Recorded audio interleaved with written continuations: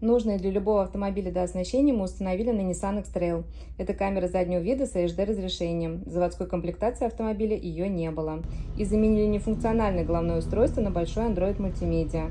TI-SCC3 2К с памятью 464 ГБ. Объем памяти можно будет выбрать в момент консультации с менеджером. Интернет для магнитолы возможен двумя способами: установка дополнительной сим-карты, сим-слот для которой выведен бардачок, либо раздача Wi-Fi с телефона владельца.